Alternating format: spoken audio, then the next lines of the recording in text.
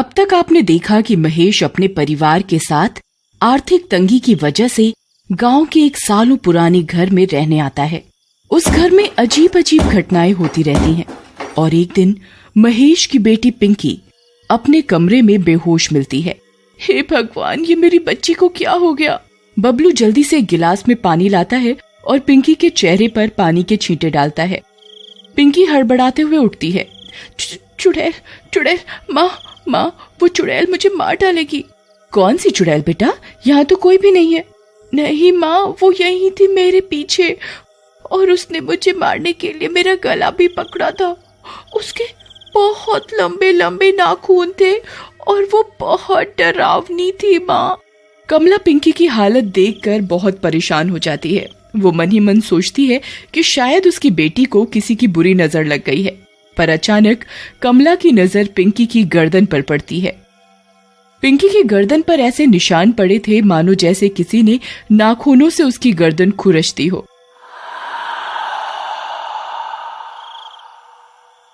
मैं तुम्हारे पापा के आते ही उनसे बात करूंगी, सब ठीक हो जाएगा बेटा, तू परेशान मत हो। शाम को महेश के आते ही कमला उसे सारी बात बताती है।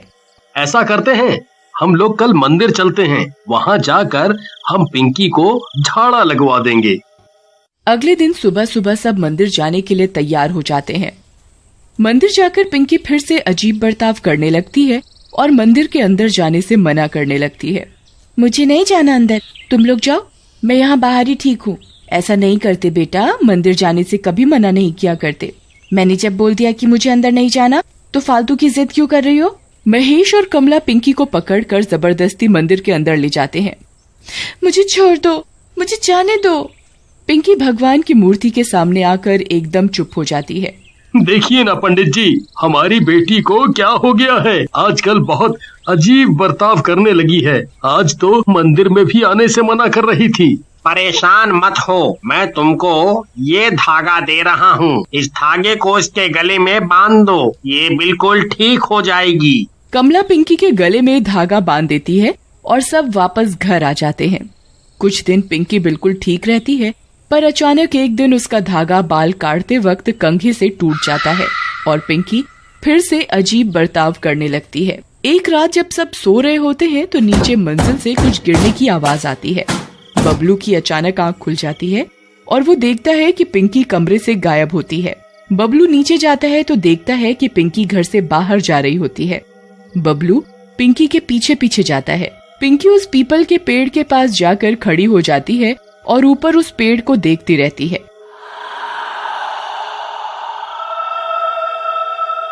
दीदी, तुम इतनी रात को यहाँ क्या कर रही हो? पिंकी बबलू की बात न सुनकर बस उसी पेड़ को घूरती रहती है।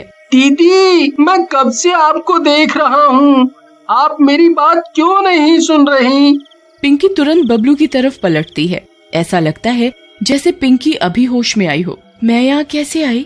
मुझे कुछ याद नहीं। लगता है आप नींद में चलकर यहाँ तक आ गईं। चलो अब घर चलकर सोते हैं, बहुत रात हो रही है। पिंकी और बबलू अपने कमरे में जाकर सो जाते हैं। अगली सुबह सब बैठकर नाश्ता कर रहे होते हैं। मुझे आज स्कूल के प्रिंसिपल ने बुलाया है। इतने दिन से स्कूल के चक्कर काट रहा हूँ, पर लगता है आज मेरी नौकरी पक्की हो जाएगी। मैं आज पिंकी और बबलू के एडमिशन की भी बात कर लूंगा। चलो अच्छा है, भगवान सब अच्छा करे। महेश स्कूल चला जाता है। कमला और पिंकी किचन में और बबलू बाहर खेलने चला जाता है। कमला किचन में सब्जी काट रही होती है और पिंकी आटा गूंथ रही होती है। सब्जी काटते काटते अचानक कमला का हाथ कट जाता है और उसके हाथ से खून बहने लगता है।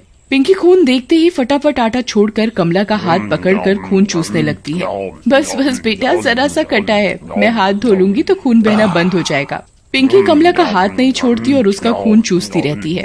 कमला को पिंकी का ये बर्ताव बहुत अजीब लगता है और अचानक तभी कमला की नजर पिंकी की गर्दन पर जाती है। पिंकी का धागा गायब होता है।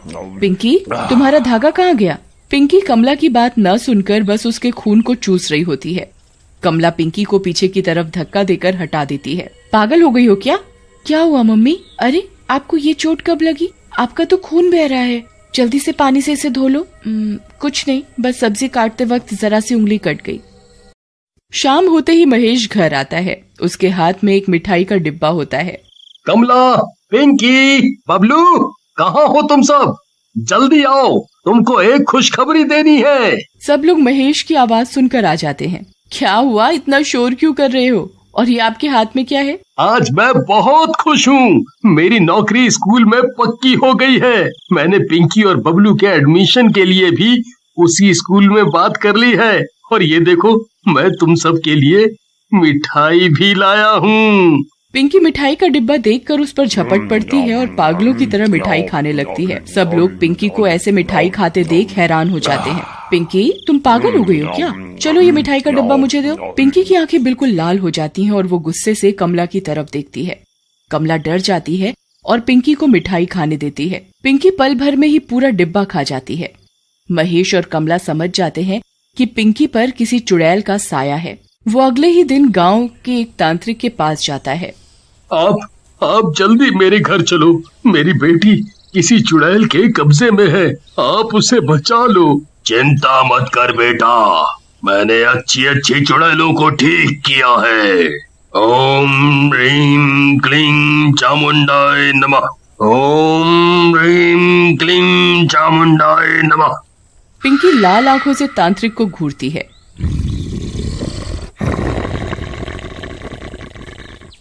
पागल तांत्रिक, तेरी इतनी हिम्मत कि तू मुझे रोकेगा? लगता है तुझे अपनी जान प्यारी नहीं है। पिंकी अपने एक इशारे से कमला को हवा में उड़ा देती है। बचाओ बचाओ, मुझे नीचे उतारो पिंकी बेटा। कौन पिंकी? मैं कोई पिंकी विंकी नहीं हूँ, मेरा नाम संगीता है। संगीता? कौन संगीता? अच्छा, अब तुम मुझसे सवाल करेगी? तुझे तो मैं बताती हूँ। मेरी माँ को छोड़ दो, मेरी माँ को छोड़ दो। पिंकी बबलू की तरफ गुस्से से देखती है और उसे भी हवा में लटका देती है। तांत्रिक जल्दी से गंगा जल पिंकी के ऊपर डाल देता है और पिंकी कुछ देर के लिए बेहोश हो जाती है। महेश जल्दी से पिंकी को एक कुर्सी से बांध देता है। थोड़ी देर बाद पिंकी की आंखें खुलती हैं, पर वो अभी भी किसी आत्मा के वश में होती है। खोलो मुझे, किसकी हिम्मत हो गई जो मुझे बांधने की कोशिश की? तुम लोग क्या सोच रहे हो कि तुम लोग मुझे ऐसे बांध कर मुझे कब्जे में कर लोगे? तुम हमसे क्या चाहती हो? इस छोटी सी बच्ची ने आखिर तुम्हारा क्या बिगाड़ा है? तुम उसका पीछा क्यों नहीं छोड़ देती? ऐसे कैसे पीछा छोड़ दूं? अब तो जब तक मैं तुम सबकी एक एक करके जान नहीं ले लूंगी, मुझे चैन नहीं पड़ेगा। तांत्रिक पिंकी के सर पर एक ओम का त्रिशूल लगा देता है। पिंकी बुरी तरह चिल्लाती है, छोड़ दो मुझे, तुम लोग मेरा कुछ नहीं बिगाड़ पाओगे, छोड़ दो मुझे। अगर तू मुझे अपने बारे में नहीं बताएगी तो मैं तुझे ऐसे ही तड़पाता रहूंगा। बता, तू कौन है? क्यों इन लोगों को दुखी कर रही है? बताती हूँ, मैं इस घर की नौकरानी थी। बहुत सालों पहले इस घर में काम किया करती थी। इस घर में एक मौसी और उनका बेटा जगदीश रहता था। मैं ऊपर वाले कमरे में रहती थी। जगदीश मुझे बोलता था कि वो मुझे बहुत प्यार करता है। मैं भी उससे प्यार करने लगी थी। उसने मुझसे शादी का वादा भी किया था, पर एक दिन वो शहर गया और किसी और से शादी कर ली। मैं ये बात बर्दाश्त नहीं कर पाई और बाहर जो पीपल का पेड़ है उस पर फांसी लगाकर आत्महत्या कर ली। मरने के बाद भी मेरी आत्मा को शांति नहीं मिली। मेरा मकसद बस जगदीश की जान लेना था। एक दिन जब वो अपनी बीवी के गांव आया तो मुझे उसे मारने का मौका मिल गया था, पर उसकी माँ की वजह से वो बच गया। उन्होंने पूजा करवा के मुझे ऊपर मेरे ही कमरे में हमेशा के लिए कैद कर दिया। मैं इतने सालों से उस कमरे में कैद थी, पर पिंकी ने वो कमरा खोलकर मुझे आजाद कर दिया। पर तुम्हारा गुनहगार तो जगदीश था। तुम इन लोगों के साथ क्यों बुरा कर रही हो? मैं इनका नहीं बल्कि वो हर उस इंसान का बुरा करूंगी जो मेरे सामने आएगा। तांत्रिक पिंकी के ऊपर भभूत डालता है और अचानक पिंकी के अंदर से वो आत्मा बाहर आ जाती है और पिंकी बेहोश हो जाती है। तांत्रिक उस आत्मा को जल्दी से एक लोटे में बंद कर देता है और उस पर एक लाल कपड़ा बांध देता है। उसके बाद तांत्रिक उस लोटे को पीपल के पेड़ के नीचे गाड़ देता है। पिंकी बिल्कुल ठीक हो जाती है और अगले ही दिन से बबलू के साथ स्कूल भी जाने लगती है।